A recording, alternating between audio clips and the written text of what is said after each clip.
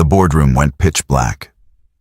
3 armed intruders had just cut the power to the entire building, trapping CEO Lila Curtis and her executive team on the 15th floor. They had 12 minutes before backup generators failed completely. Security cameras were dead. Phone lines were severed. The elevators were frozen. But what the intruders didn't know was that Corey Daniels, a single dad working the night shift as a janitor, was still in the building. He'd seen everything unfold from the maintenance corridor. While the armed men moved through the darkness, hunting for the executive suite and whatever they came to steal, Corey faced an impossible choice. Slip out the service exit to get back to his 2 young ones waiting at home, or risk everything to save people who barely knew his name. What happened next would expose a truth that changed everything. Not just about that terrifying night, but about the man everyone had overlooked for 3 years. Before we jump back in, tell us where you're tuning in from. And if this story touches you, make sure you're subscribed. Because tomorrow, I've saved something extra special for you. Corey Daniels pushed his cleaning cart down the empty hallway of Skyline Tower, the wheels squeaking against polished marble floors that reflected the city lights 15 stories below. It was 9:47 p.m. on a Tuesday, and most of the building had cleared out hours ago. Most, but not all. The executive suite on the 15th floor still glowed with light. Corey could see shadows moving behind the frosted glass conference room doors as he approached. Another late-night meeting. Another group of executives hammering out whatever million-dollar deal kept them here past dinner time, while he scrubbed their coffee stains and emptied their trash bins. He'd been working the night shift at Skyline Tower for 3 years now. 3 years of invisible labor, of people walking past him without making eye contact, of conversations that stopped when he entered a room. To the executives and managers who filled these offices during daylight hours, Corey was part of the building itself, as unremarkable as the elevator panels or the emergency exit signs. But Corey didn't mind being invisible. Invisible meant stable. Invisible meant a paycheck that hit his account every 2 weeks without fail. Invisible meant he could get home by midnight to relieve Mrs. Patterson, his neighbor who watched his 2 young ones while he worked. Invisible meant survival. His phone buzzed in his pocket. A text from Mrs. Patterson. "Boys are asleep. Take your time." Corey smiled. His sons, 8 and 6, were probably sprawled across their shared bed right now, still wearing the superhero pajamas he'd washed 3 times this week. Tomorrow was Wednesday, which meant early breakfast, pack lunches, walk them to Hillcrest Elementary, then catch 4 hours of sleep before his afternoon shift at the warehouse started. The warehouse job paid better, but it wasn't enough. Not with rent climbing every year in this city, not with school supplies and winter coats and the medical bills still trickling in from when his youngest had pneumonia last winter. So Corey worked 2 jobs, slept in fragments, and tried not to think about the engineering degree gathering dust in a folder at the bottom of his closet. That degree felt like it belonged to a different person now. A younger Corey who'd had dreams and possibilities, and a future wife who promised they'd build something together. Before she'd decided that raising kids in a cramped 2-bedroom apartment wasn't the life she'd signed up for. Before she'd left one Tuesday morning and never came back. Corey shook off the memory and focused on his work. He had 6 floors to cover tonight, and dwelling on the past never made the hours go faster. He was wiping down the water fountain outside the executive suite when he heard raised voices from inside the conference room. Not angry exactly, but intense, passionate. He caught fragments through the heavy doors. "We can't wait another quarter. The acquisition has to happen now. The board will never approve this timeline. Then we convince them. I didn't build this company by playing it safe. That last voice belonged to Lila Curtis, the CEO of Meridian Industries. Corey had seen her around the building plenty of times, usually striding through the lobby with an entourage of assistants, always on her phone, always moving like she was racing against some invisible clock. She'd never spoken directly to him. Not once in 3 years. Corey moved his cart further down the hallway, giving the executives their privacy. He pulled out his supplies and started on the windows, spraying and wiping in smooth circular motions that had become automatic after thousands of repetitions. Through the glass, the city sprawled below him like a circuit board, lights twinkling in patterns that shifted and changed as traffic flowed and people moved through their lives. Somewhere out there, his boys were dreaming. Somewhere out there, other single parents were working night shifts and juggling impossible schedules and wondering how they'd make it through another month. Corey understood that hustle. He respected it. Every person walking through this building's doors was fighting their own battle, carrying their own weight. The executives in that conference room might drive nicer cars and wear more expensive suits. But at the end of the day, everyone was just trying to build something that mattered. His phone buzzed again. This time it was a reminder. Easton's parent-teacher conference, Thursday, 3 p.m. Corey's stomach tightened. Thursday at 3 p.m., he was supposed to be at the warehouse. He'd have to ask for time off, which meant losing those hours, which meant the grocery budget would be even tighter this week. But Easton's teacher had said it was important, that they needed to discuss his progress. Being a single dad meant every decision came with a cost. Every choice required a sacrifice somewhere else. He finished the windows and moved to the break room, emptying trash cans and wiping down counters. Someone had left half a sandwich in the fridge again, growing its own ecosystem of mold. Someone else had spilled coffee grounds across the counter and hadn't bothered to clean them up. Corey cleaned it all without complaint. This was the job. This was how he took care of his family. By 10:15 p.m., he'd finished the 15th floor except for the conference room itself. The meeting was still going, voices rising and falling behind the frosted glass. Corey decided to move down to the 14th floor and come back later. He was pushing his cart toward the elevator when he heard footsteps on the stairwell. Quick, purposeful footsteps, multiple sets. That was odd. Nobody used the stairs in this building. The elevators were faster, more convenient. Why would anyone climb 15 flights when they could ride?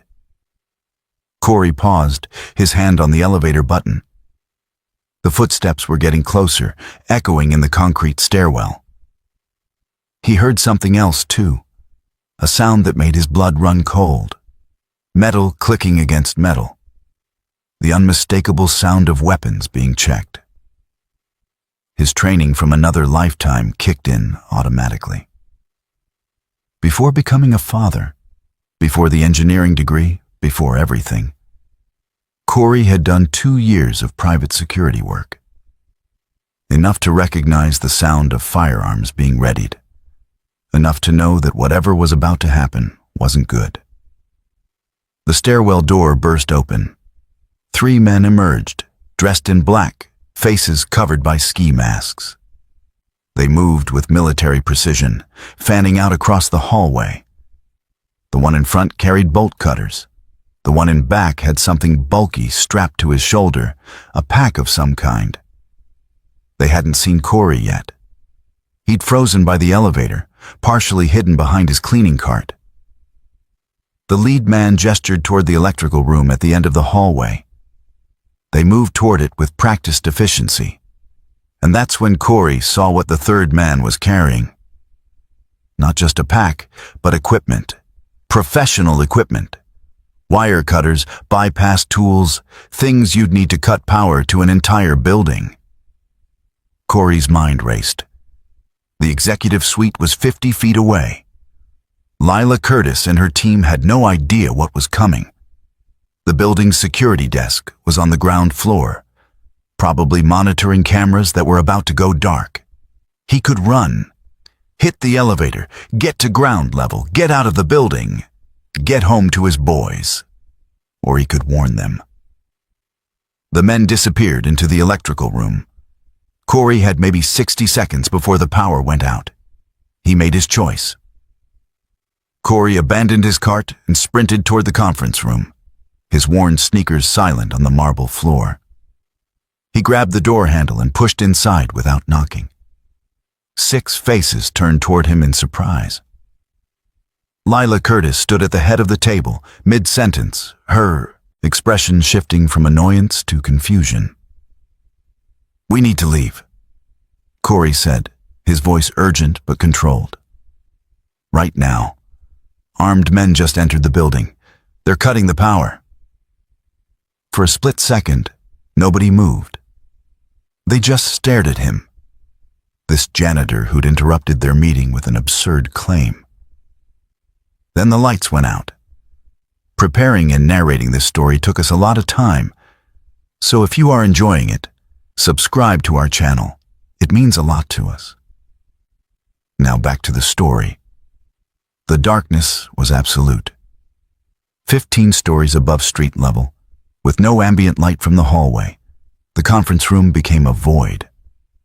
Corey heard gasps, the scrape of chairs being pushed back, someone's laptop clattering to the table. "Everyone stay calm." Lila Curtis's voice cut through the darkness, steady and authoritative. "It's probably just a power outage." "It's not," Corey said.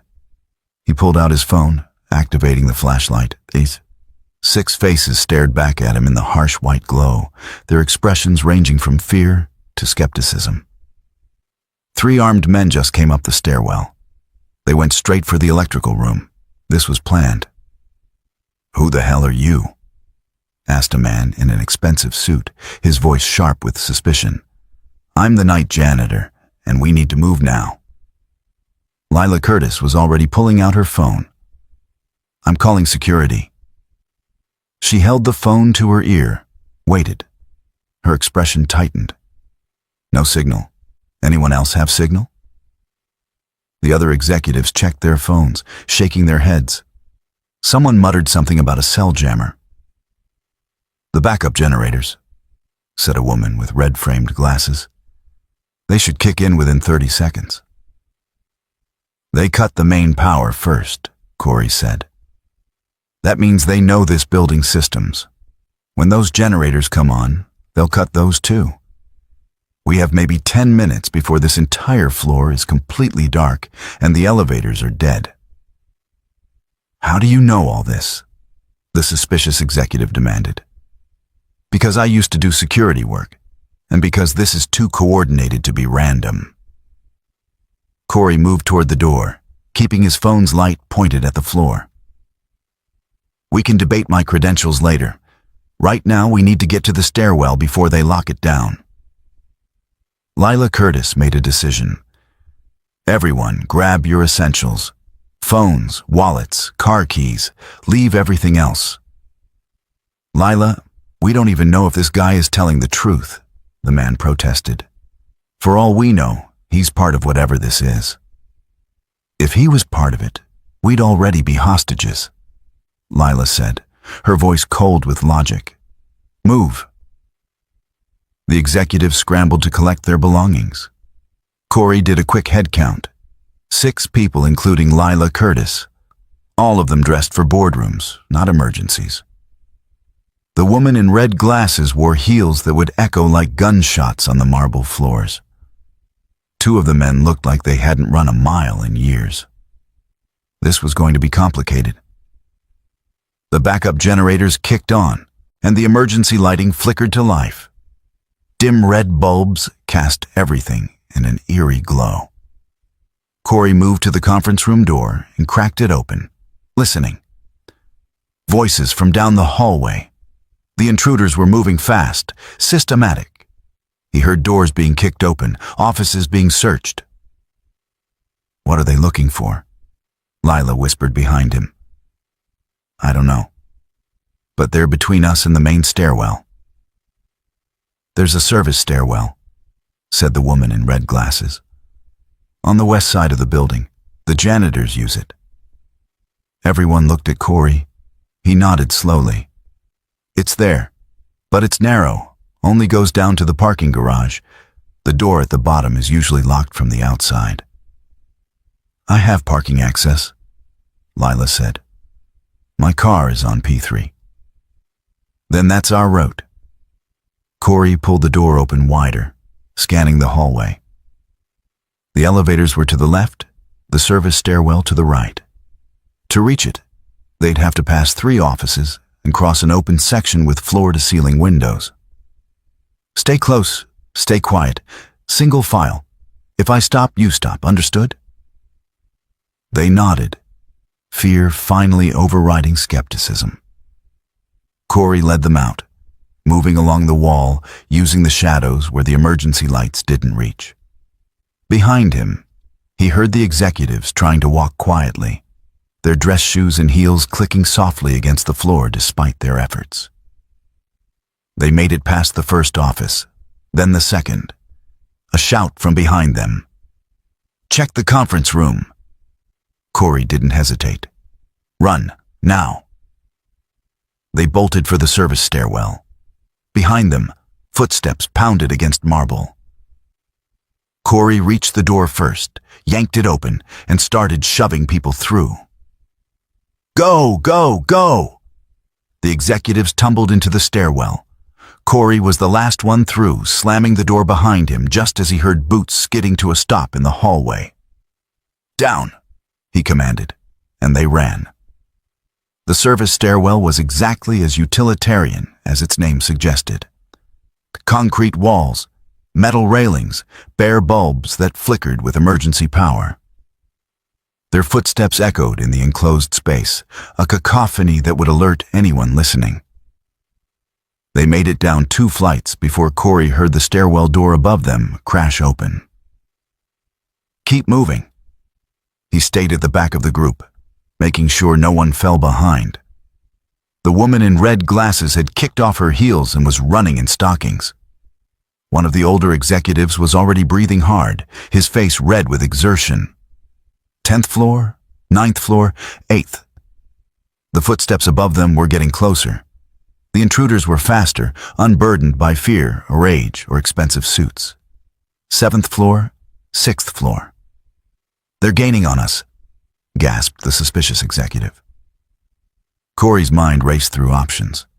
They couldn't outrun trained men. They needed a different strategy. At the next landing, everyone goes right and keeps heading down, he said. I'm going left. What? Why? Lila demanded. Because I'm going to slow them down. Just get to the parking garage and drive away. Don't stop, don't look back. That's insane, said the older executive between ragged breaths. They'll kill you. Not if I'm smart about it. Corey had already spotted what he needed on the 4th floor landing. A fire extinguisher mounted to the wall. A maintenance closet that probably held more supplies. They hit the 4th floor landing. Go, Corey commanded, but Lila Curtis stopped. I'm not leaving you here. You don't have a choice. You're the CEO. Whatever they're after, it probably involves you. Get somewhere safe and call the police. She's right, said Red Glasses woman, grabbing Lila's arm. We have to go. The footsteps above them were close now. 3rd floor landing, maybe 2nd. Lila locked eyes with Corey for a heartbeat. Something passed between them, an understanding that didn't need words. Then she ran, following her team down the stairs. Corey grabbed the fire extinguisher from the wall and positioned himself in the shadows of the landing. He could hear the intruders clearly now, just 1 flight above. 3 sets of boots, moving fast and confident. They rounded the corner, and Corey pulled the pin on the extinguisher. unleashing a blast of white foam directly into their faces. The lead man cursed, stumbling backward into his companions. Corey didn't wait to see the result. He dropped the extinguisher and ran in the opposite direction from the executives, crashing through the fourth-floor door into an office corridor. Behind him, he heard angry shouts. "Split up. 2 of you go after the others. I'll get this one." Corey sprinted down the darkened hallway, his heart pounding. He'd bought the executives maybe 2 minutes. Now he needed to survive long enough to make sure they escaped. The 4th floor was accounting and finance. Cubicles stretched in rows, creating a maze of shoulder-high walls. Corey dove into the labyrinth, staying low, controlling his breathing. Footsteps entered the floor. A flashlight beam swept across the ceiling. "I know you're in here," a voice called out. Cold, professional. "You made a mistake getting involved. This isn't your fight." Corey said nothing, moving silently between cubicles. His phone was still in his pocket, but he couldn't risk the light. He navigated by memory and touch, visualizing the floor layout he'd cleaned 100 times. The intruder was systematic, checking each row, getting closer. Corey's hand found a desk drawer. He eased it open, feeling inside. Staplers, pens, a coffee mug. Nothing useful. He moved to the next cubicle. "You're the janitor, right?" The voice continued, conversational now. That was smart, warning them. Brave even, but ultimately pointless. "We'll find them, and we'll find you." Another drawer. Paper clips, a calculator, a scissors. Scissors. Not much, but better than nothing. The flashlight beam was 2 rows away now. Corey had to move. He crawled toward the windows, staying below the cubicle walls. If he could, reach the far corner. There was another stairwell, one that connected to the 2nd floor.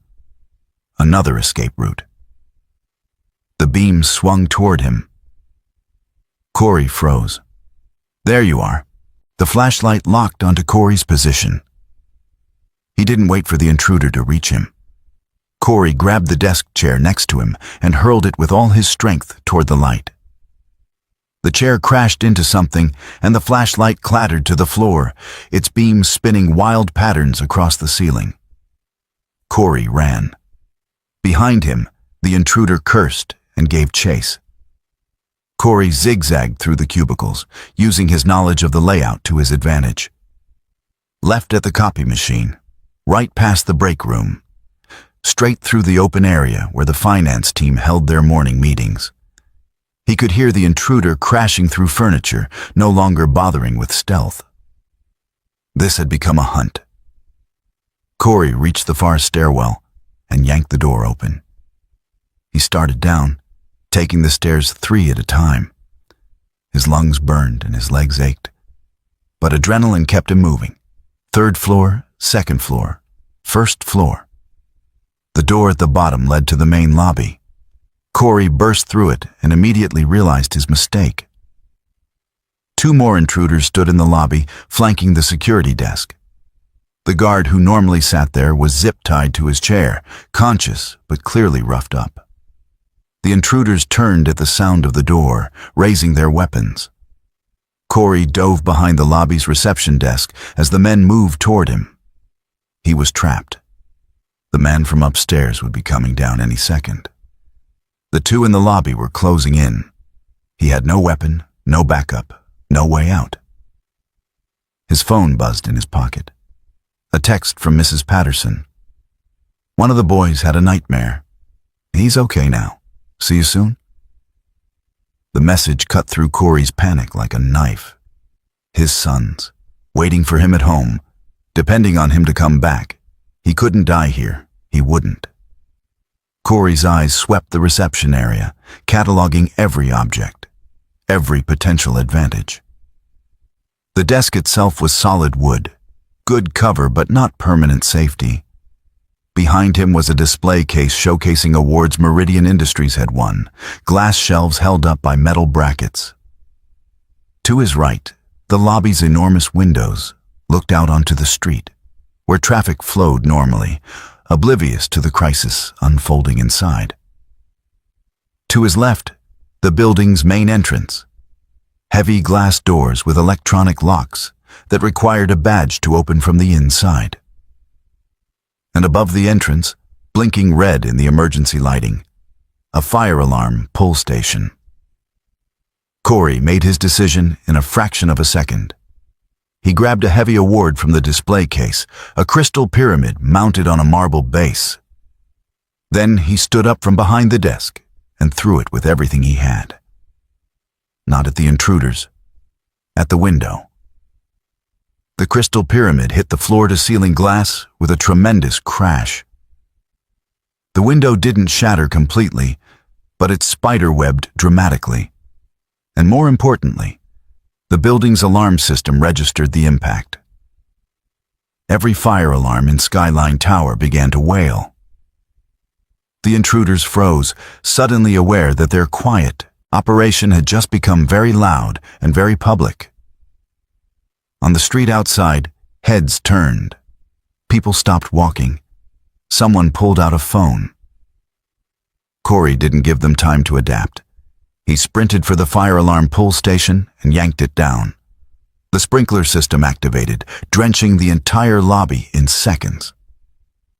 Now the men had a choice: complete their mission while fire trucks and police cars converged on the building, or cut their losses and run. They chose to run. The two men in the lobby bolted for the service corridor that led to the parking garage. The one who'd been chasing Corey came crashing down the stairs, took one look at the chaos, and followed his companions. Corey rushed to the security guard, pulling a pocket knife from his belt and cutting through the zip ties. "You okay?"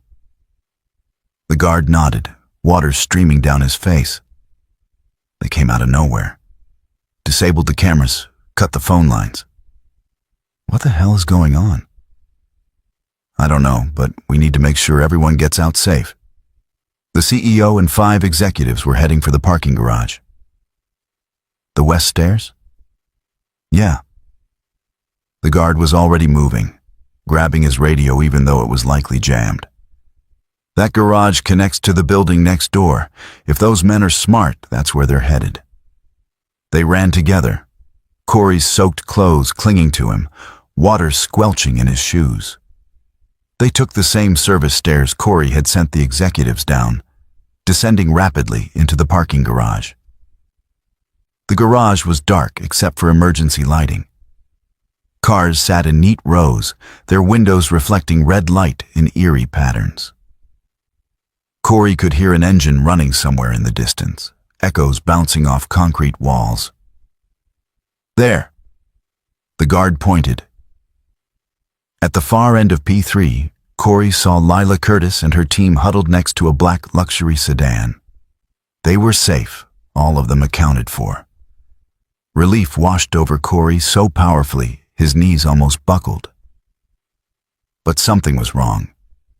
They weren't getting in the car. They were looking at something on the ground. Corey and the guard jogged over, and that's when he saw it. All 4 of the sedan's tires had been slashed, deep cuts that left the car sitting on its rims.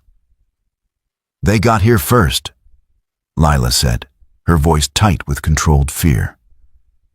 "They slashed every tire on this level." The sound of the running engine grew louder. Headlights appeared from the ramp leading down from P4. A van, dark and unmarked, moving slowly like a predator stalking prey. "Move," Corey shouted.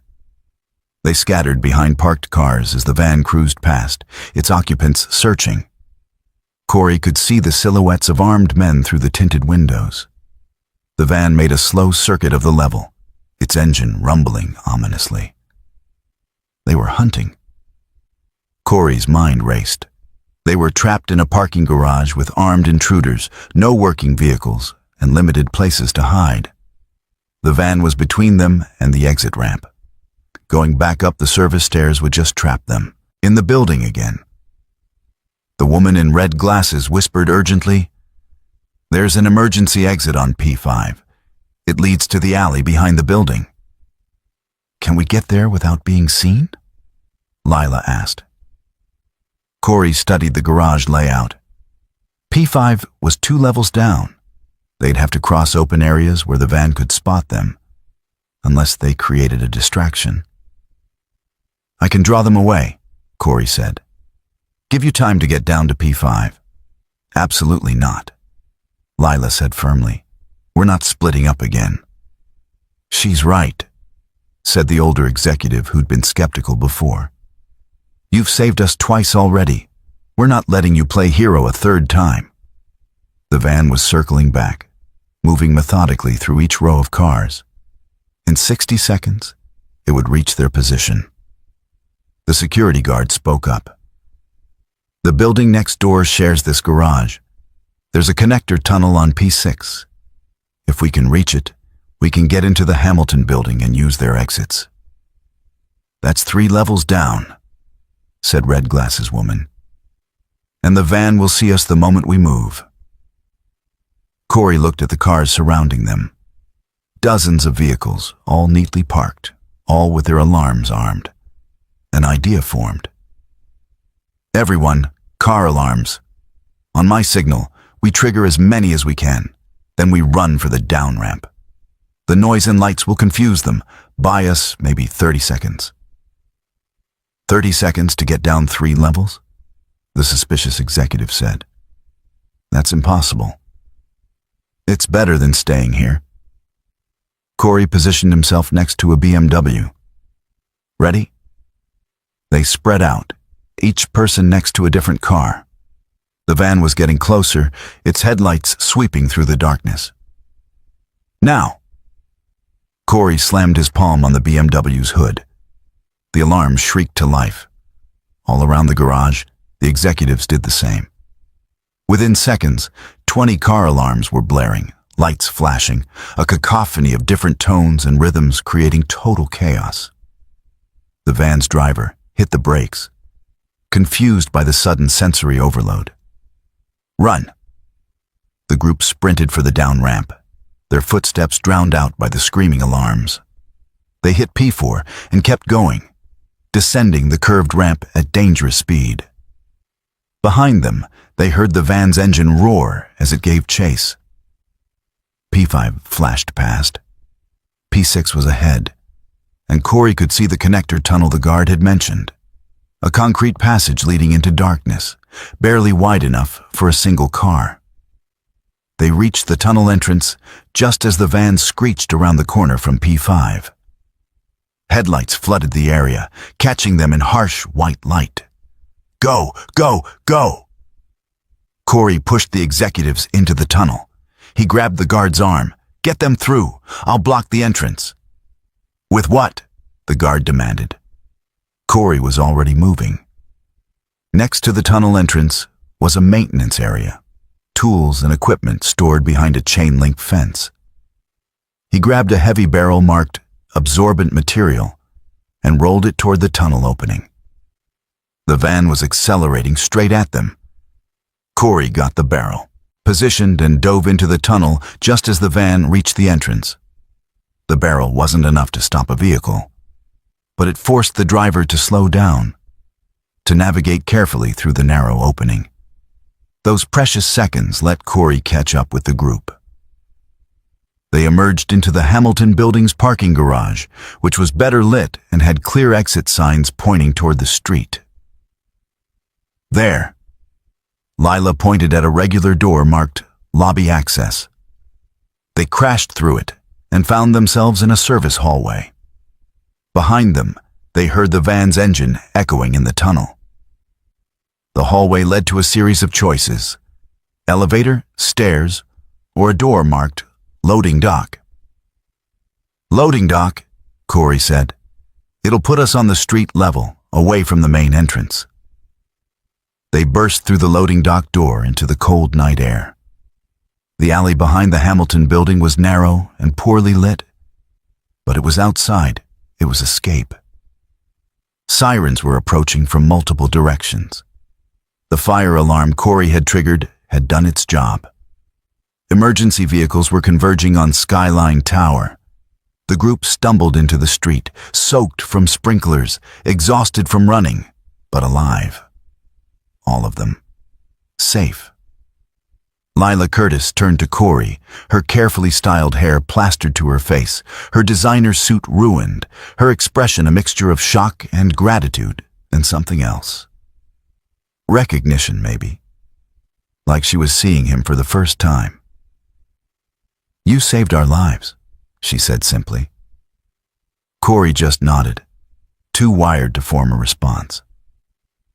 His phone was buzzing with missed calls from Mrs. Patterson, probably worried about the news reports that would be hitting soon. His boys would wake up tomorrow to hear about this, and he'd have to explain why their dad was on TV. But they were alive. The executives were safe. And somewhere in the chaos of the last 30 minutes, Corey Daniels had stopped being invisible. He just didn't know yet that what came next would change everything even more than the terror of this night. The police arrived within minutes, flooding the alley with red and blue lights that turned the night into a strobing nightmare. Corey found himself separated from the executives, surrounded by officers asking rapid-fire questions while paramedics checked him for injuries he didn't have. "Sir, can you describe the intruders? How many were there? Did they make any demands? Did you see their faces?" Corey answered mechanically, his mind still stuck in survival mode. 3 men, ski masks, armed, professional. They cut the power. They knew the building layout. They were looking for something. But what? Across the chaos of emergency vehicles, Corey could see Lila Curtis being interviewed by what looked like senior detectives. She kept glancing over at him between questions, an expression on her face he couldn't quite read. His phone rang. Mrs. Patterson. "Corey, oh thank God, I'm watching the news. They're saying there was an armed break-in at Skyline Tower. Are you all right?" "I'm fine, Mrs. Patterson. I'm safe. Everyone's safe. The boys are still sleeping. But when they wake up and see this on TV, they're going to be terrified. You need to get home." "I know. The police are just finishing up with me. I'll be there as soon as I can." A detective approached, holding a tablet that showed security footage from a traffic camera. "Mr. Daniels, can you confirm this is the vehicle you saw in the parking garage?" Corey looked at the grainy image. A dark van, no plates visible, heading west on Preston Avenue. That could be it. Hard to say for certain. "We're tracking it now. We've also got units searching the area where the intruders cut the power. They knew exactly which systems to disable and in what order. This wasn't random." "I could have told you that," Corey said. The detective studied him with new interest. "The CEO mentioned you have security experience?" "Had. Past tense. I did private security work about 10 years ago, before my kids were born. Now I push a mop." "Well, you did more than push a mop tonight. You saved 6 lives." The detective handed him a card. "We'll need you to come down to the station tomorrow to give a formal statement. Bring any details you remember, no matter how small." Corey pocketed the card and looked around for a way to escape the scene. The media had arrived. News vans setting up across the street. Reporters already doing live shots with Skyline Tower in the background. "Corey." He turned to find Lila Curtis walking toward him, trailed by 2 of the executives from earlier. She'd somehow managed to find a jacket to cover her soaked blouse, and despite everything, she still carried herself with the presence of someone used to being in charge. "The police say we're free to go," she said. "Where are you parked?" "I'm not. I take the bus." Lila blinked, as if the concept of someone taking public transportation had never occurred to her. "At this hour?" "The night route runs until 1 a.m. I'm usually home by midnight." "Not tonight, you're not." She gestured to the older executive who'd been skeptical earlier. "Richard, can you give Mr. Daniels a ride home?" Richard, who now looked at Corey with something approaching reverence, nodded immediately. "Of course. It's the least I can do." "That's not necessary," Corey protested. "The bus stop is 2 blocks from here." "The bus stop is 2 blocks from a crime scene that's about to be swarmed by reporters," Lila said firmly. "Do you really want to answer their questions right now? Or would you rather get home to your kids?" She had a point. Corey could already see reporters interviewing people on the sidewalk, hunting for witnesses and sound bites. "All right, thank you." Richard's car turned out to be a Mercedes that probably cost more than Corey made in 3 years. The leather seats were heated, the dashboard looked like a spaceship cockpit, and soft classical music played from speakers Corey couldn't even see. "Where to?" Richard asked as they pulled away from the scene. Corey gave him the address, watching Richard's eyebrows rise slightly. The Parkside apartments weren't in a bad neighborhood exactly, but they were a world away from wherever Richard probably lived. They drove in silence for a few minutes, the city passing by outside the windows. Normal people doing normal things, unaware of the violence that had just erupted 15 stories above their heads. "I owe you an apology," Richard said finally. "In the conference room, I questioned whether we should trust you. That was wrong. You didn't know me. It was a fair question. No, it was a coward's question. You put yourself at risk for people you didn't know, and I responded with suspicion instead of gratitude."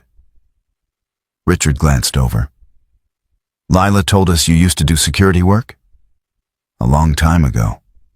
Different life. And now you're working as a janitor and taking the bus home at midnight. What happened?" Corey considered not answering. His life story wasn't this stranger's business, but Richard had just survived a nightmare alongside him, and there was genuine curiosity in the question, not judgment. "Life happened.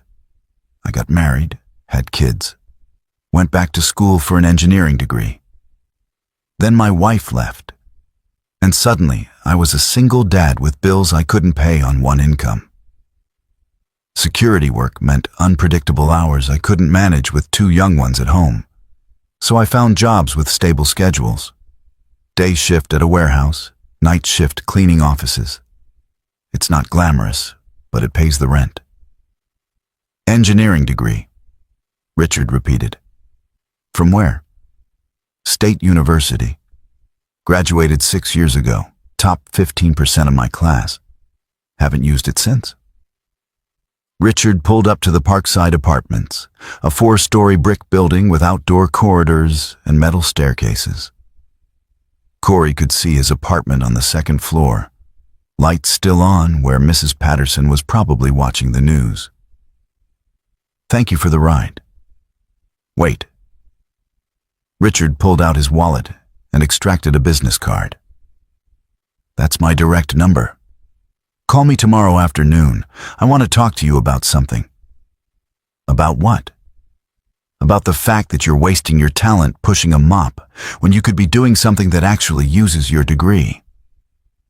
Richard met Corey's eyes. "What happened tonight?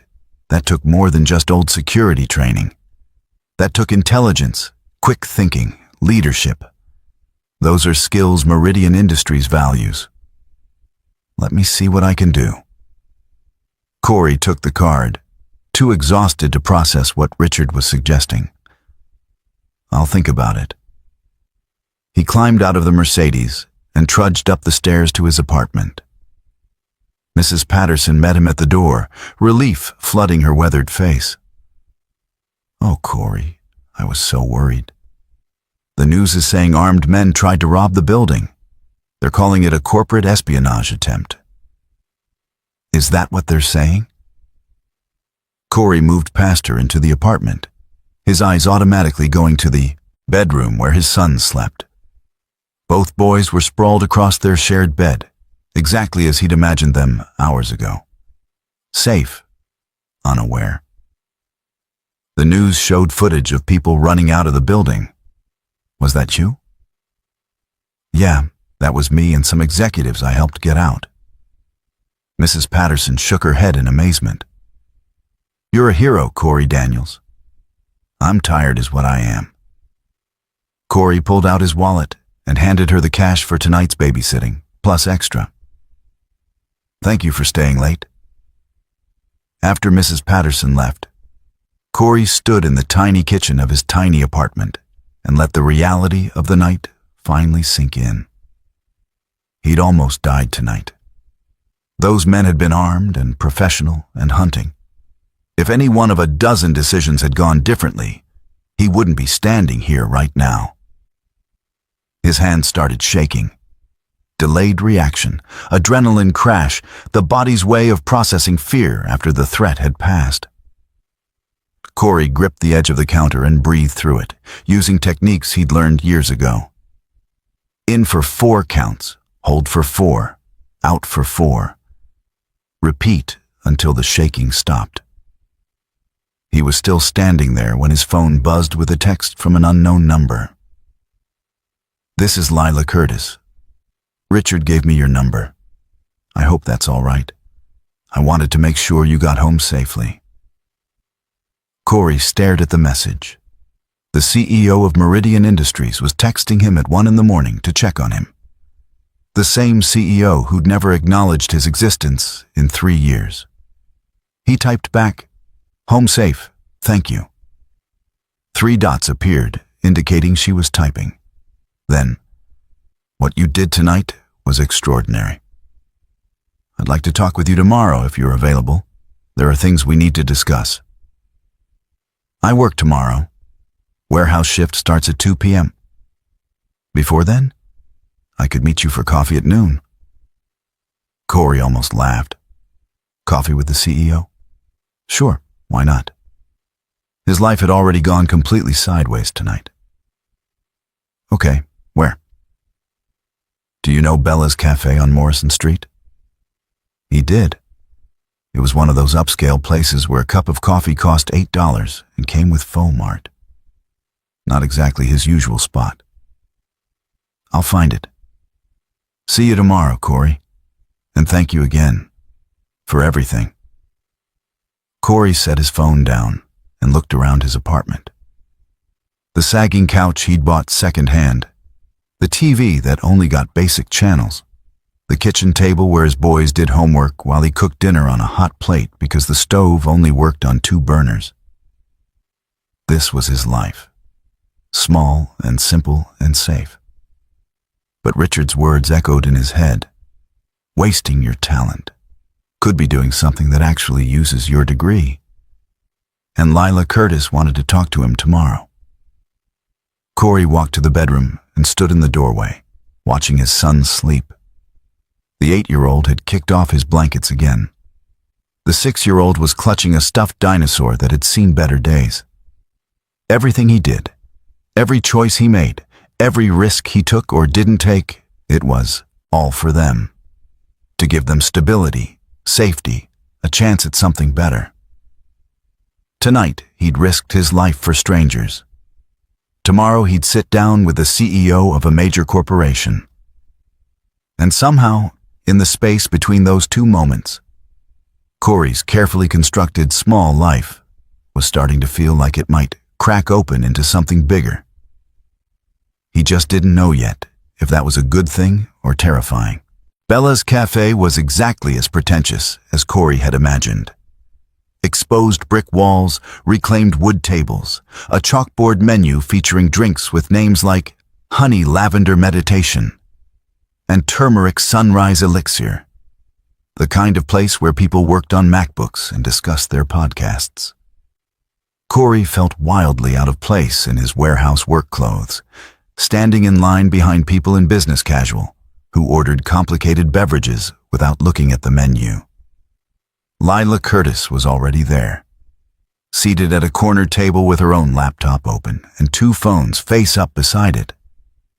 She'd somehow transformed from last night's drowned rat back into the polished executive Corey recognized from the office building. Her hair was perfect, her suit was immaculate, and she radiated the kind of confidence that came from never doubting you belonged exactly where you were. She looked up as Corey approached, and her expression softened into something that might have been a smile. "Corey, thank you for coming. Please sit. What can I get you?" "Just coffee. Regular coffee." Lila flagged down a server and ordered 2 regular coffees, which still somehow cost $6 each, according to the menu Corey glimpsed. "How are you feeling?" she asked once they were alone. "That was quite an ordeal last night." "I'm fine. More worried about how your team is doing." "Shaken but safe, thanks to you. Richard called me this morning. He said he offered to help you explore opportunities at Meridian." So that's what this meeting was about. Corey shifted in his chair, suddenly uncomfortable. "Look, I appreciate the gesture, but I'm not looking for charity." "Good, because I'm not offering charity. I'm offering a job interview." Lila leaned forward slightly. "Corey, do you have any idea what happened last night? What those men were really after?" The detective said it might be corporate espionage. It was. The police found their entry point this morning. They'd been planning this for weeks, studying our security patterns, mapping the building systems. They knew exactly when our executive team would be in that conference room and exactly what files were on our servers. What kind of files? Proprietary data about a major acquisition we're finalizing. If that information had leaked to our competitors, it would have cost us hundreds of millions of dollars. Lila's expression hardened. Someone on the inside gave them that information. Someone who knew our meeting schedule and our security protocols. The implication hung in the air between them. An inside job meant someone at Meridian Industries had betrayed the company. The police are investigating? Yes, but corporate espionage cases are complex. They take months, sometimes years. In the meantime, I have a company to run and a security system that clearly has massive holes. Lila took a sip of her coffee. Which brings me to why I wanted to meet with you. I'm not a security consultant. No, but you think like one. Last night you made a dozen split-second decisions under pressure, and every single one was correct. You identified the threat, warned us, got us out safely, and improvised solutions when the situation changed. That's not something you can train. That's instinct combined with intelligence. Corey didn't know what to say. He'd spent 3 years being invisible, and now the CEO was dissecting his decision-making process over expensive coffee. Richard mentioned you have an engineering degree, Lila continued. What was your focus? Systems engineering, process optimization, efficiency analysis, that kind of thing. Perfect. Because what Meridian needs right now isn't just new locks and better cameras. We need someone who can look at our entire security infrastructure from a systems perspective. Identify vulnerabilities, design protocols, integrate technology with human behavior patterns. She paused. We need someone who understands that security isn't about building walls. It's about thinking 3 steps ahead of the people trying to break in. And you think I'm that person? I think you demonstrated last night that you might be. The question is whether you're willing to try. Corey's phone buzzed. A reminder about his warehouse shift in 2 hours. He looked at it, then back at Lila Curtis. I have 2 kids who depend on me. I can't afford to take risks on maybe. I need stable income, predictable hours, health insurance. All of which we offer. Starting salary would be $75,000, full benefits, standard 40-hour work week with flexibility for family obligations. Lila slid a folder across the table. This is a formal job description for a security systems analyst position. It's a newly created role, reporting directly to our VP of Operations. We're interviewing candidates starting next week. 75,000. Corey tried to keep his face neutral, but inside his mind was reeling. That was more than double what he made working 2 jobs. That was health insurance and dental and maybe even saving for college. Why me? You could hire someone with 10 years of corporate security experience. Because experienced people come with established patterns.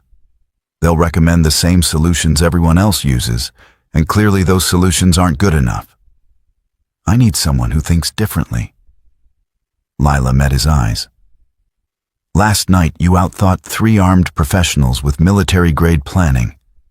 You beat them using a fire extinguisher and car alarms and creative use of a crystal award.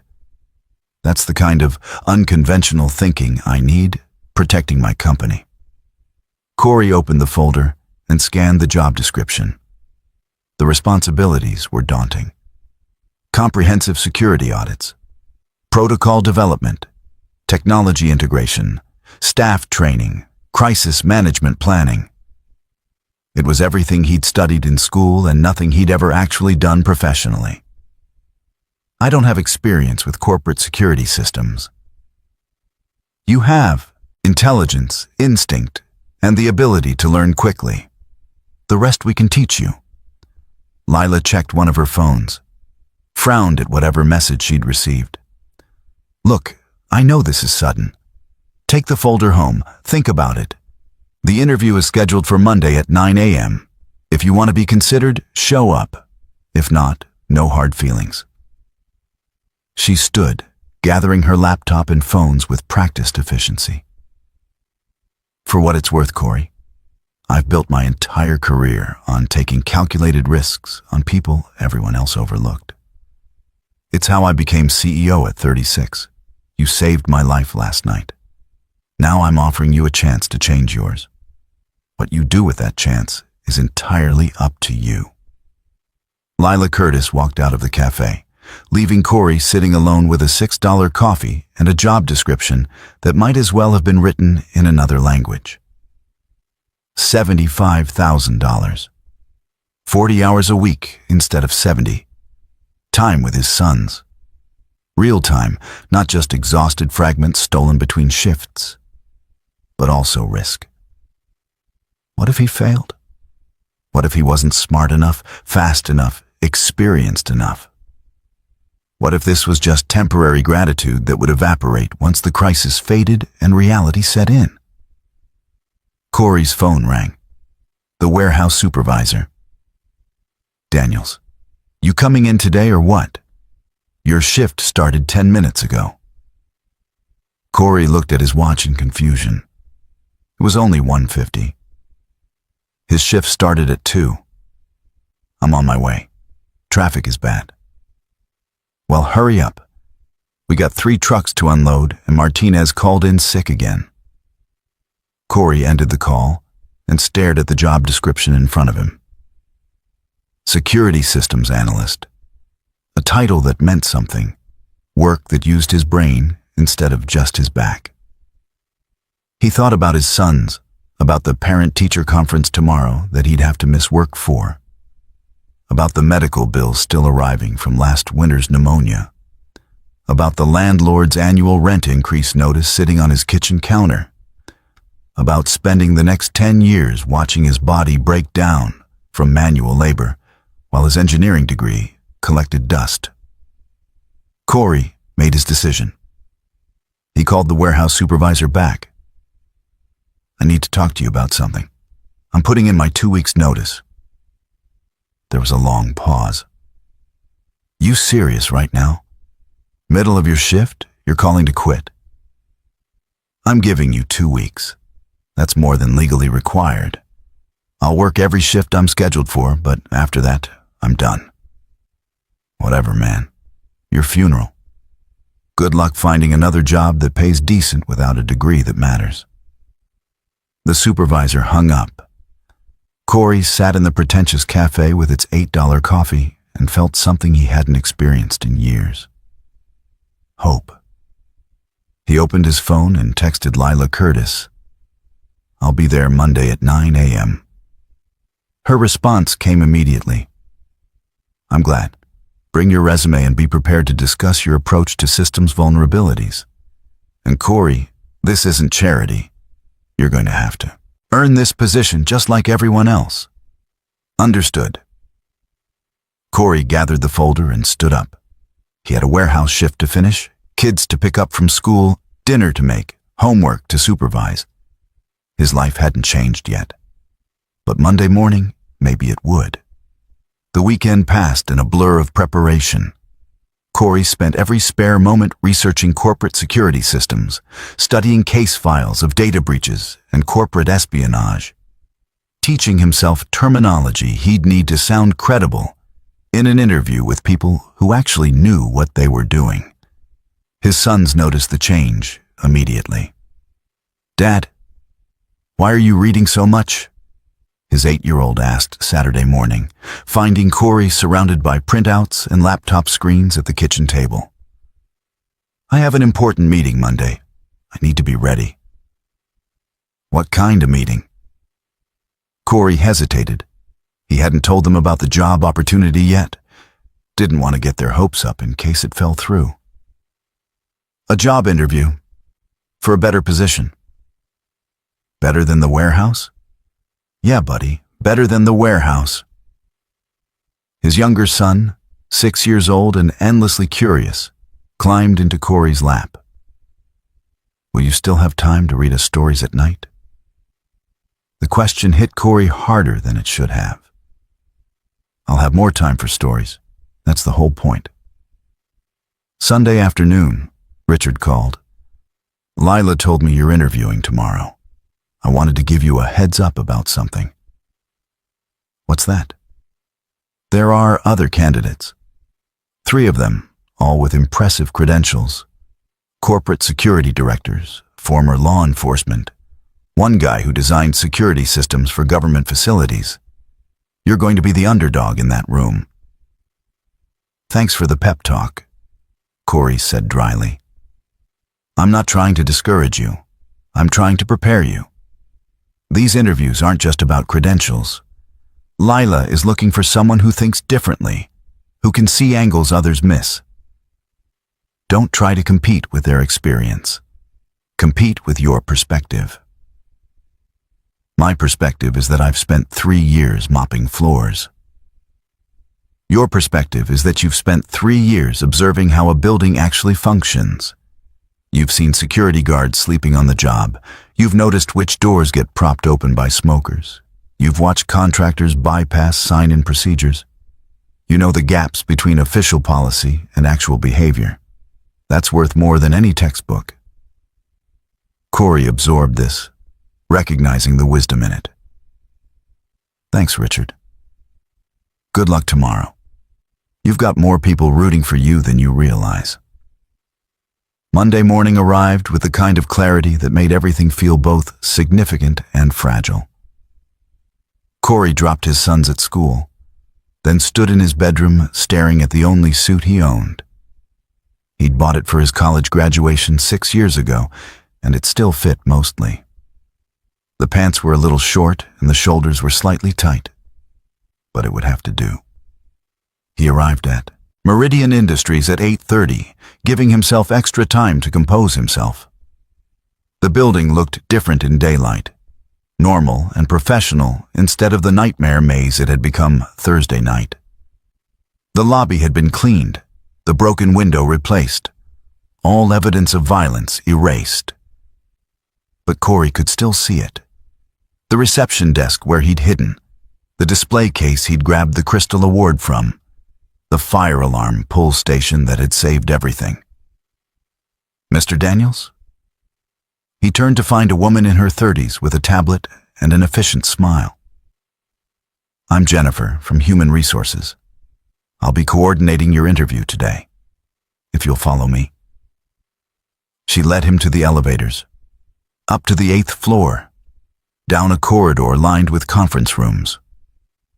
Through the glass walls, Corey could see other candidates waiting. Richard had been right. They looked polished, confident, like people who belonged in corporate settings.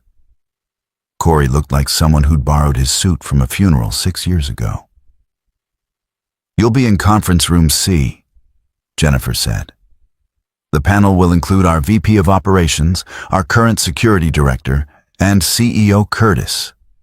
They'll ask you a series of questions about your background and approach to security systems. Do you have any questions before we begin?" "Just one. The other candidates, have they interviewed already?" "2 of them, yes. You're third. There's one more after you."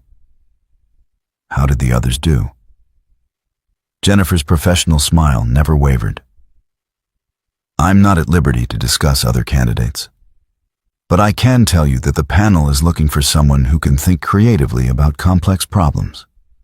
Someone who sees security as more than just locks and cameras." She opened the door to conference room C, and Corey stepped inside to face the 3 people who would decide his future. Lila Curtis sat at the center of the table, flanked by a man in his 50s with silver hair and a younger woman with sharp eyes and a no-nonsense expression. They all had folders open in front of them, presumably containing his resume and background check. "Mr. Daniels, please have a seat," Lila said formally. This was CEO Lila, not the woman who'd bought him coffee and offered encouragement. This was business. Corey sat, his back straight, hands folded on the table in front of him. The silver-haired man spoke first. "I'm Robert Chen, VP of Operations. This is Diana Foster, our security director. We've reviewed your application, and I'll be frank. Your credentials are unconventional for this role." "I understand that," Corey said. "But unconventional isn't the same as unqualified." Diana Foster leaned forward. "You have an engineering degree, but no practical experience in corporate security. You spent 2 years doing private security work a decade ago, then the last 3 years working as a janitor. Help me understand how that prepares you to design security systems for a company with 12 office locations and 3,000 employees." It was a fair question, and Corey had spent all weekend preparing for it.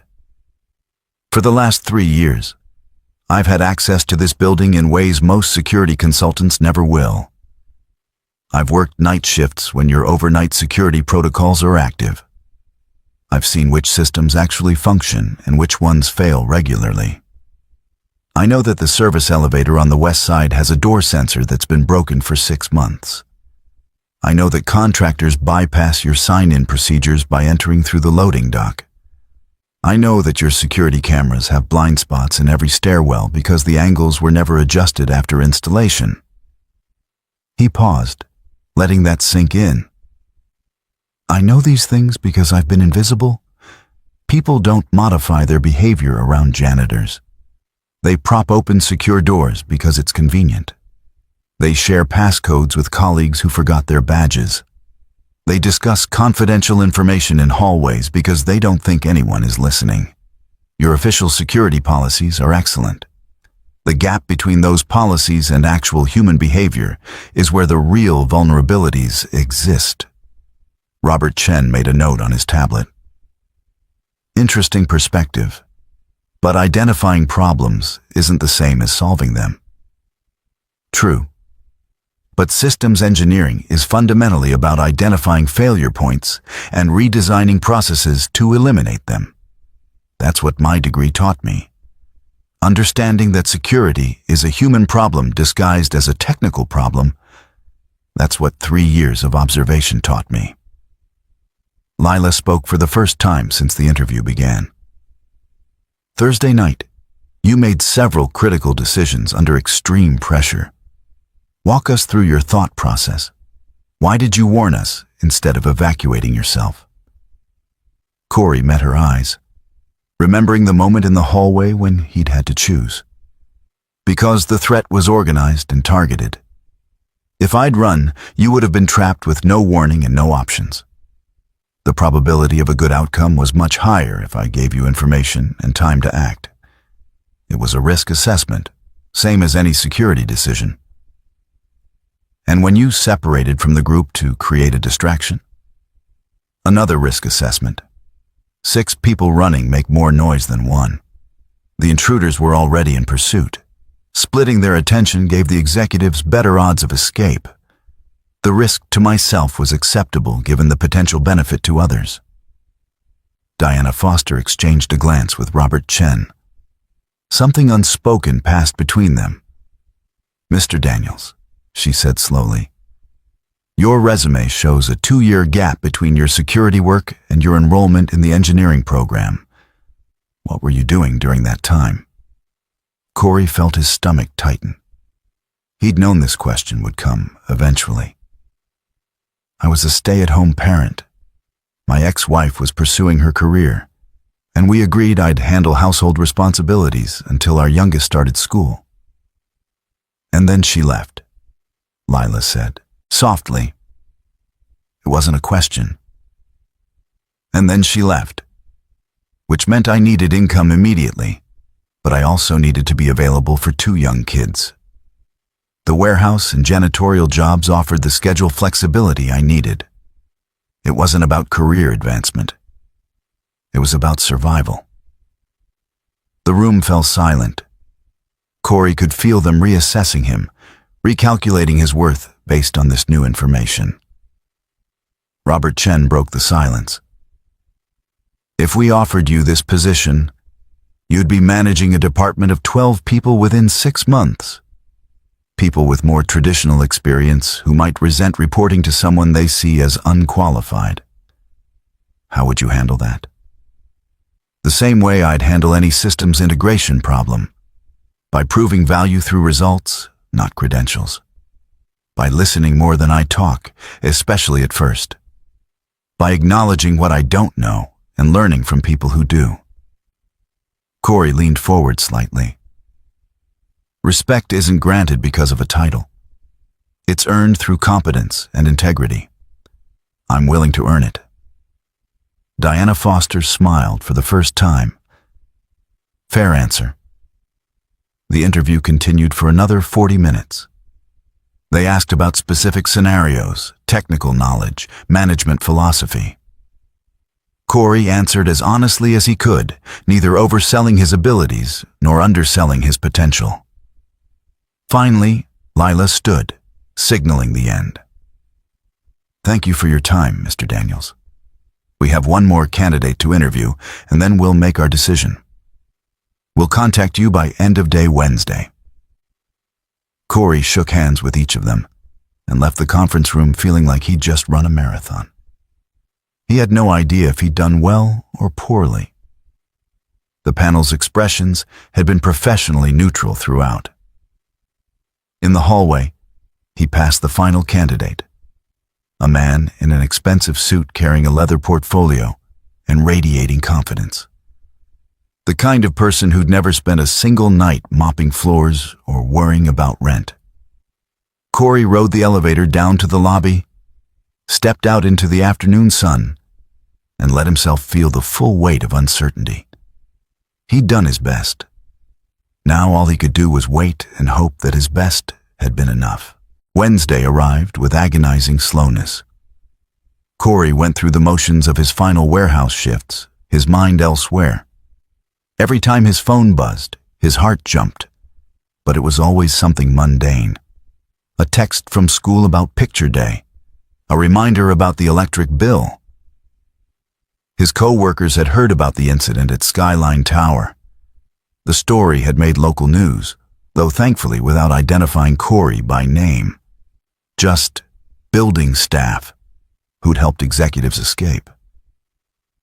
"That was crazy, man," said one of the other warehouse workers during lunch break. "Armed dudes trying to steal corporate secrets like something out of a movie."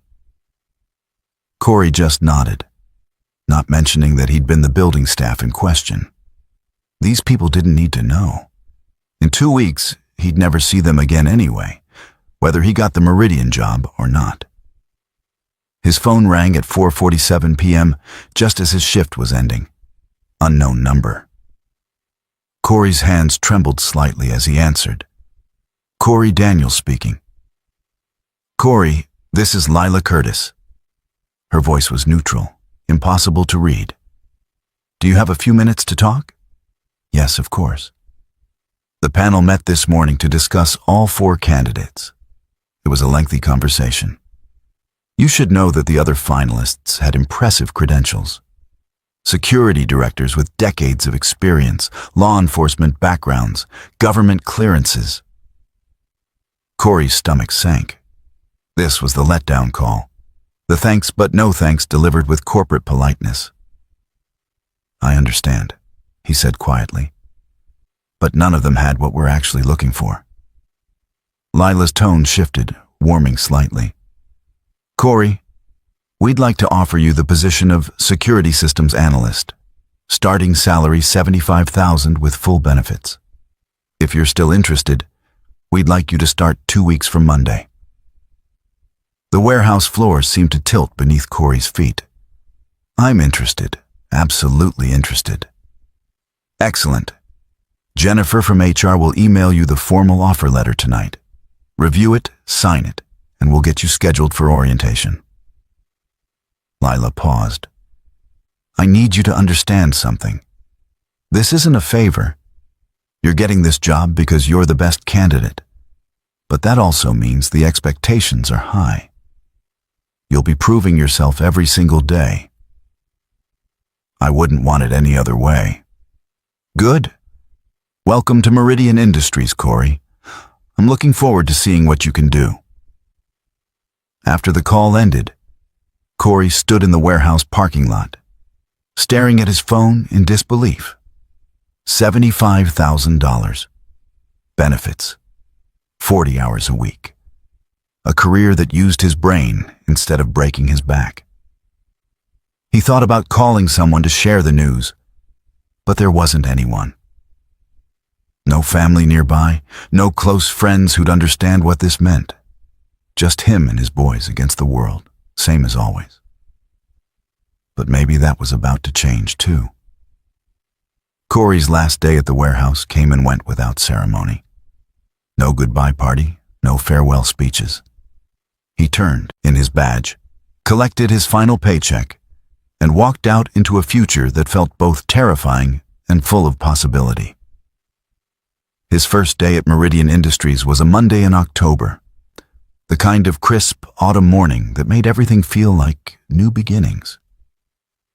Corey wore his graduation suit again, freshly dry-cleaned this time, and arrived 30 minutes early. Jennifer from HR met him in the lobby with a temporary badge and a schedule. Orientation is on the 9th floor.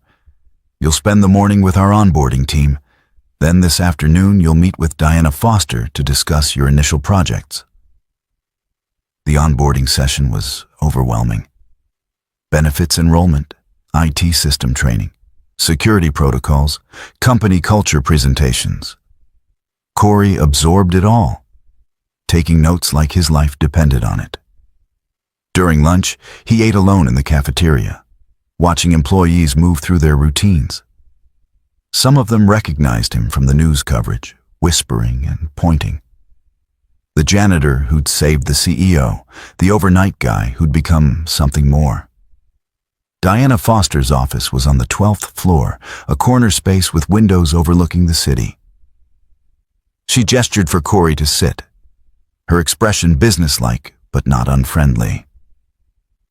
Your first assignment is a comprehensive security audit of all 12 Meridian locations.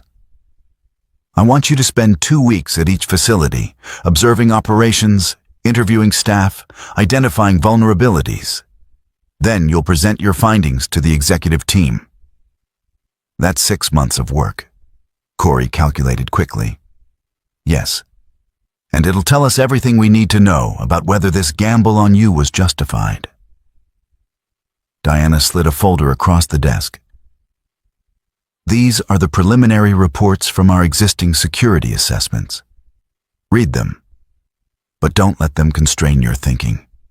I want fresh eyes on these problems. Corey opened the folder, scanning the contents. Incident reports, policy violations, equipment failures. A pattern emerged quickly, the same issues he'd observed during his janitorial work. The gap between official procedure and actual behavior.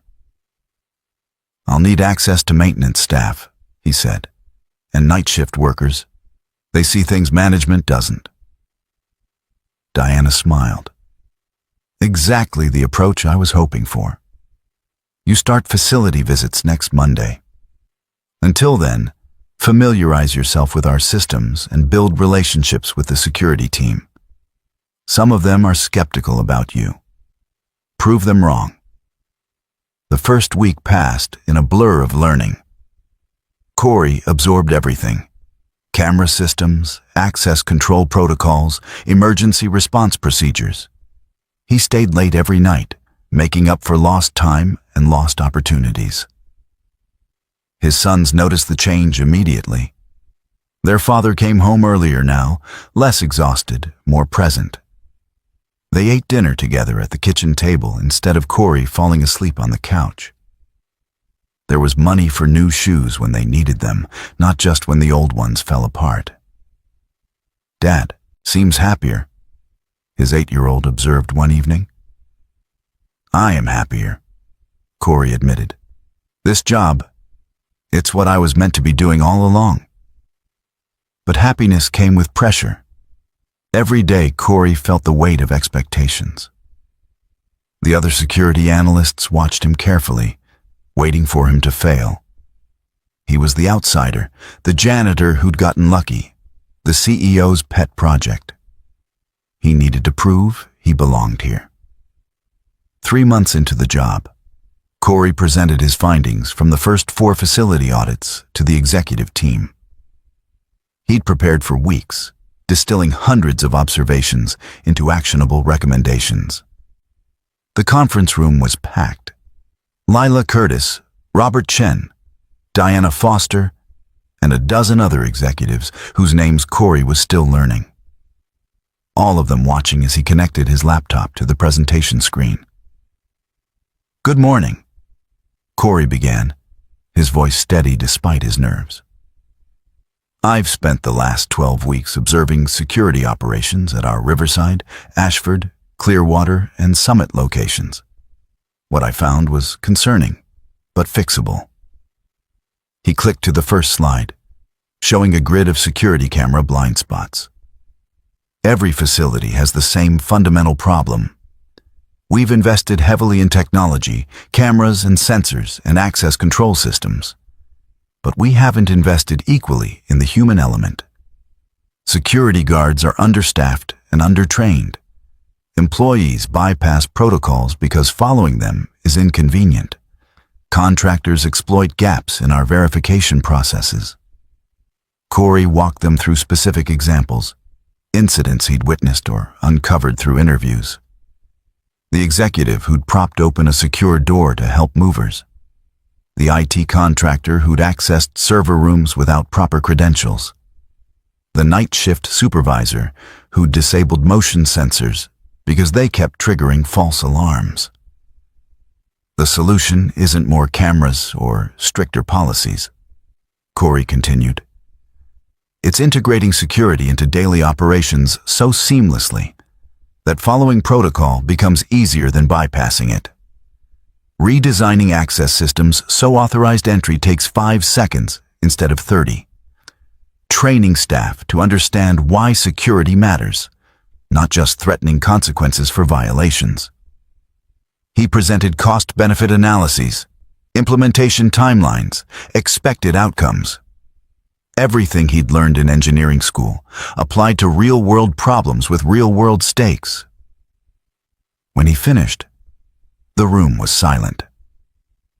Corey couldn't read their expressions. Had he been too critical? Too ambitious? Not thorough enough? Robert Chen spoke first. This is excellent work, Corey. Genuinely excellent. The level of detail and the practical focus is exactly what we needed. Diana Foster nodded. I'm particularly impressed by your recommendations for staff training. We've been approaching security as a technical problem for years. You're right that it's fundamentally a human problem. Lila Curtis was the last to speak. How long will full implementation take across all 12 facilities? 18 months for complete rollout, Corey said, but we can start seeing improvements within 6 weeks at pilot locations. Make it happen. Lila's expression was approving, almost proud. Diana, give Corey whatever resources he needs. This becomes our top priority. As the executives filed out, several stopped to congratulate Corey or ask follow-up questions. He felt their respect, earned through competence rather than granted through sympathy. This was what he'd been working toward. Validation that he belonged here, that the gamble had paid off for everyone. 6 months after that presentation, Corey stood in the Skyline Tower lobby at 7 p.m. on a Tuesday evening. The building looked exactly as it had the night everything changed. Polished marble floors reflecting lights, the hum of elevators carrying people to their destinations. But Corey was different now. He wore a tailored suit that actually fit, carried a tablet loaded with security reports, and had a team of analysts waiting for his direction. He was the director of security systems, promoted after Diana Foster accepted a position at another company and personally recommended Corey as her replacement. His sons were proud of him, bragging to their classmates about their dad who'd saved people and now ran security for a big company. They lived in a better apartment now, one with a dishwasher and working heat and bedrooms for each of them. Lila Curtis walked past, accompanied by her usual entourage. She stopped when she saw Corey, dismissing her assistants with a gesture. "Working late?" she asked. "Final walkthrough of the new security protocols. We go live tomorrow morning." "And you're confident they'll work?" "I'm confident we've eliminated most of the vulnerabilities that existed 6 months ago. Security is never perfect, but it's significantly better than it was." Lila smiled. "You know, when I offered you this job, half my board thought I was crazy. A janitor with an unused engineering degree and a heroic moment. They said it was sentiment, not strategy." "What changed their minds?" "Results. You've reduced security incidents by 40%, streamlined our response protocols, and saved the company $3 million by identifying inefficiencies in our existing contracts." She paused. "But more than that, you changed the culture. People actually care about security now because you help them understand why it matters." Corey felt a warmth spread through his chest. Recognition, respect, validation. All the things he'd stopped hoping for during those 3 years of invisible labor. "Thank you for taking a chance on me," he said simply. "Thank you for proving me right." Lila turned to leave, then stopped. "Corey, do you ever think about that night? What would have happened if you'd made different choices?" "Sometimes. But I try not to dwell on alternate timelines. I made the only choice I could live with, and it led me here. That's enough." After Lila left, Corey finished his walkthrough and headed for the parking garage where his reliable used sedan waited. Not fancy, but paid for in cash. No more worrying about whether it would start each morning. As he drove home through the city, Corey thought about the journey from invisible janitor to security director. About the moment when armed intruders had given him a choice between safety and courage, and how that single decision had unlocked a future he'd stopped believing was possible. He thought about his sons, waiting at home with homework and stories about their day, about the stability and opportunity he could finally provide them, about the career he'd built from nothing but intelligence, instinct, and the willingness to risk everything for strangers who became colleagues, who became friends. The city lights blurred past his windows as Corey Daniels drove toward home, toward family, toward a life that was finally fully his own. He was no longer invisible. He'd never be invisible again, and that made all the difference. 2 years after the incident at Skyline Tower, Corey stood in the lobby of Meridian Industries' newest facility in Harbor Point, watching as workers installed the final security camera. This building represented everything he'd learned, designed from the ground up with security integrated into every system, rather than bolted on as an afterthought. Mr. Daniels, we're ready for the final walkthrough whenever you are. Corey smiled at the use of his title. He'd never quite gotten used to being called Mr. instead of just Corey, or worse, being invisible entirely. He nodded to the installation supervisor and began his inspection, tablet in hand, checking each component against his specifications. The security system he designed was elegant in its simplicity. Access points that authenticated users in under 3 seconds. Camera coverage with 0 blind spots, but positioned to respect privacy in break areas. Motion sensors calibrated to distinguish between threats and normal activity. Every element working together as an integrated whole. His phone buzzed. A text from his oldest son, now 10. Dad, I made the honor roll. Can we celebrate with pizza tonight? Corey's heart swelled with pride. Honor roll. His boys were thriving in ways that had seemed impossible during those desperate years of double shifts and mounting bills. They had space to grow now, energy to excel, a father who was present instead of perpetually exhausted.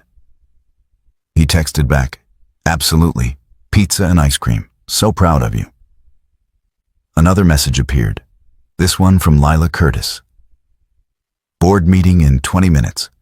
Need your Q4 security metrics. Corey sent the requested file and headed for the executive conference room on the top floor. The view from up here was spectacular. The harbor stretching out beneath them, ships moving like toys across the water. The board meeting was routine now. Corey presented his quarterly report, highlighting the continued reduction in security incidents, the successful implementation of new protocols across all 15 Meridian facilities, and the cost savings from renegotiated vendor contracts. The board members asked thoughtful questions, treated his expertise with respect, approved his budget requests without the skepticism that had characterized his first year. After the meeting, Robert Chen pulled him aside. "Corey, I wanted you to hear this from me first. The board is creating a new C-suite position, Chief Security Officer. It would oversee not just physical security, but also cybersecurity, data protection, and corporate intelligence. We'd like you to interview for it." Corey processed this information carefully. CSO meant executive level, boardroom politics, strategic planning instead of hands-on problem solving. It meant more money, more influence, more responsibility. It also meant less time with his sons. "Can I think about it?" he asked. "Of course. We're not making any decisions until after the new year. Just wanted you to know you're our top internal candidate." That evening, Corey picked up his sons from their after-school program, something he could afford now that didn't involve imposing on elderly neighbors. They went to their favorite pizza place, a family-owned restaurant where the owner knew them by name. "Dad, are you famous?" his younger son asked between bites of pepperoni pizza. "What? No, why would you think that?" "Because Jason's mom saw you on TV last week talking about building security, and Mrs. Rivera said you saved people from bad guys." Corey exchanged a glance with his older son, who was watching the conversation with mature understanding beyond his years. "I'm not famous. I just did my job, and sometimes that job gets attention." "But you're important now, right? More important than before?" The question cut deeper than his 6-year-old intended. Corey set down his pizza and looked at both his sons seriously. "I'm not more important now than I was before. I was always important, because being your dad has always been the most important thing I do. What changed is that other people recognize my value now, but my value was always there, even when I was mopping floors and unloading trucks.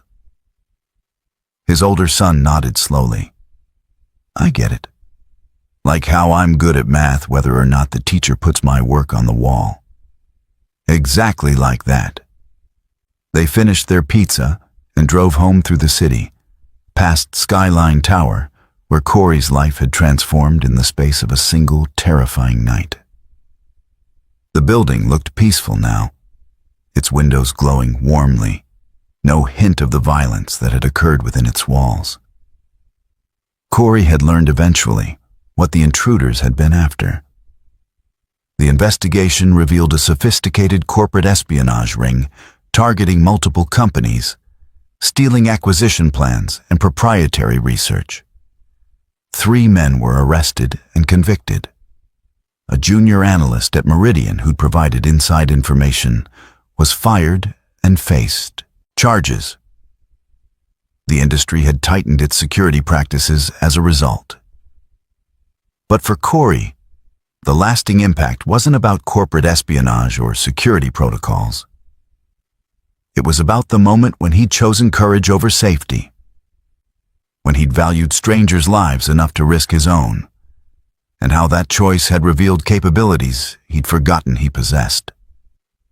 Later that night, after his sons were asleep, Corey stood in the living room of their apartment.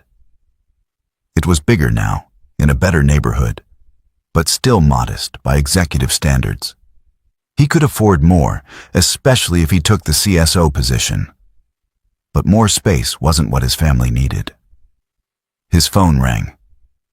Lila Curtis, calling from her personal number. I heard Robert talk to you about the CSO role, she said without preamble. He did. I'm considering it. Corey, I want to be direct with you. That position would change your life again, just like the security director role did. More money, more status, more pressure, but also less hands-on work, more politics, more time away from what you love about this job. You don't think I should take it? I think you should take it only if you want it, not because you feel obligated to keep climbing. You've already proven everything you needed to prove. You transformed from invisible to indispensable. That's enough of an achievement for one lifetime. Corey smiled. Lila had become more than just his CEO over these 2 years. She'd become a mentor, someone who understood the balance between ambition and contentment. What would you do? He asked. I'd ask myself what success actually looks like. For me, it was the corner office and the C-suite title. But you're not me. You have different priorities, different definitions of what matters. After the call ended, Corey walked to his son's bedroom and stood in the doorway, watching them sleep. His oldest had kicked off his blankets as usual. His youngest clutched a stuffed astronaut, dreaming of whatever 6-year-olds dreamed about. Success, Corey realized, was standing here in this moment. Having time to read bedtime stories, being awake enough to help with homework, providing stability without sacrificing presence. The CSO position would be an honor, but it wasn't necessary. He'd already won the only victory that mattered. He'd built a life where he could be both a professional and a father, where his talents were valued and his time was his own, where his sons would grow up knowing their dad, not as an exhausted ghost working multiple jobs, but as a man who'd refused to let circumstances define his worth. Corey Daniels had saved 6 people during an armed invasion 2 years ago.